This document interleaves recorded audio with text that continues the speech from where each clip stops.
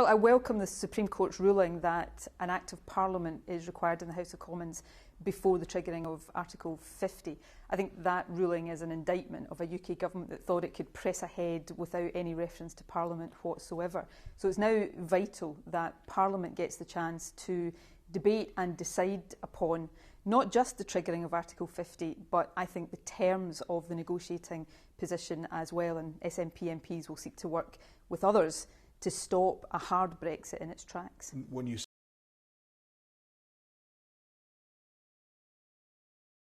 Scotland voted against Brexit, and therefore I think it is inconceivable that SNP MPs would vote for the triggering of Article 50.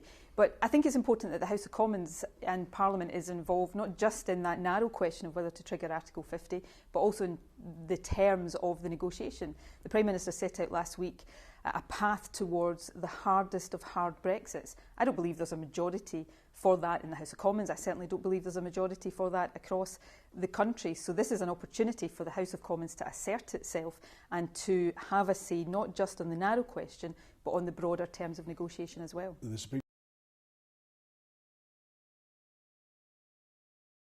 Well, I'm disappointed at the Supreme Court's ruling about the role of the devolved administrations.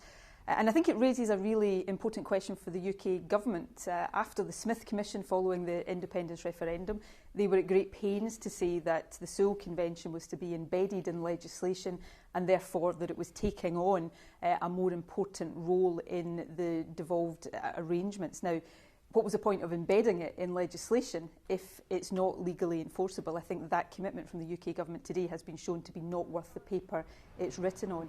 That said, the court is very clear that Brexit will touch upon the devolved competencies of the devolved administrations and recognises the importance of Sewell as a political convention. So I think there is still a political obligation for the UK government to listen to the devolved administrations. We will certainly bring forward a legislative consent motion because I think it's important that the Scottish Parliament has the right to vote on whether or not it is prepared to consent to the triggering of Article 50. But there's nothing in the Supreme Court's ruling that says that the Sewell Convention should be ignored completely as a political convention. Clearly, Brexit impinges upon the devolved competencies, not just of the Scottish Parliament, but the Welsh Assembly and the Northern Irish Assembly as well. And I think it's a matter of democratic principle that the Scottish Parliament, on such a big fundamental issue with so many implications for the devolved settlement, should have a say on whether or not it consents to the triggering of Article 50. So we will bring forward a motion that allows the Scottish Parliament to do that, and I would then hope that the UK government would pay attention to it.